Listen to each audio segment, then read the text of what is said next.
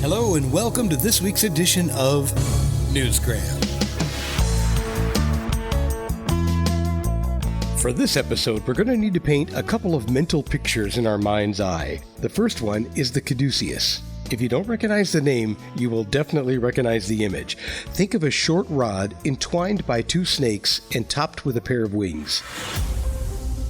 The rod is pointed at the bottom with a ball on top. It looks kind of like a walking stick, but it's braided from top to bottom with a pair of snakes looking at each other.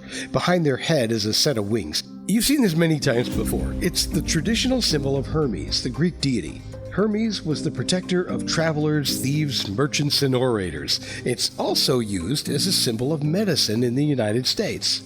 It's a Hermes magic wand. Well, exactly. Do you ever wonder why the Hermetic Caduceus, adorned with its snakes and wings, became the symbol for modern-day medicine? Could it somehow be connected to how the Byzantine Empire oversaw the adoption, sculpting, and institutionalization of Christianity? I know, that's a lot, right? Just a few points to ponder as we open the book on a very thought-filled episode of Newsgram. Paganism, symbolism. Have modern symbologists missed something? Maybe.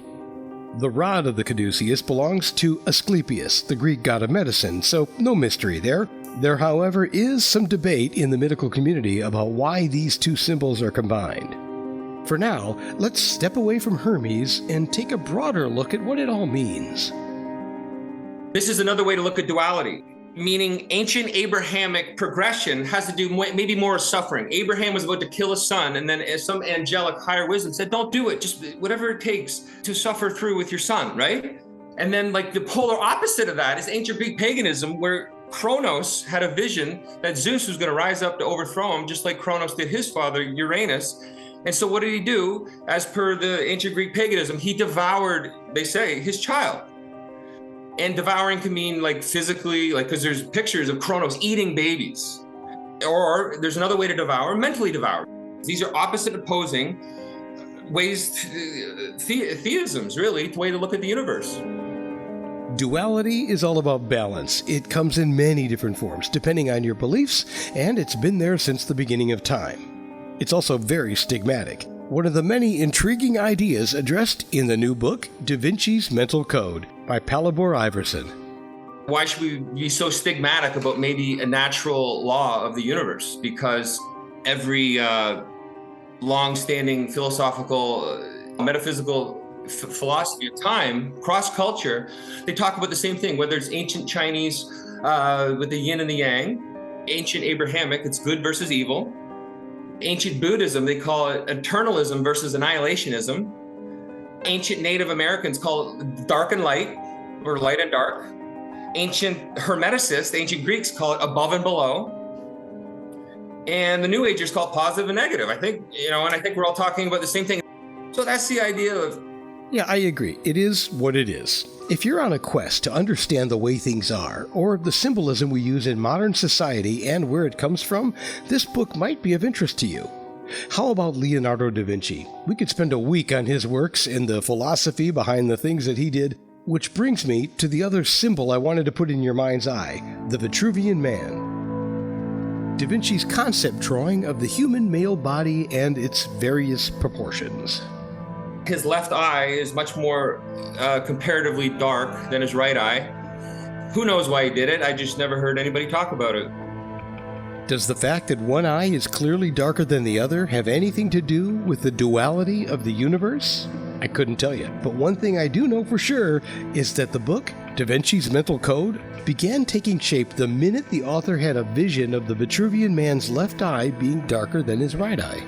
And so I was meditating in 2018, like literally, I don't know if prayer or meditation or just being stubborn and angry. Like, tell me, like I'm as bipolar as my mother. Tell me why. Like if there's anything out there, anything that communicates down to us, tell me. And all of a sudden I'm looking at the Vitruvian Man. And I didn't even know the name of it. Maybe I just recently watched the Da Vinci Code. I don't know.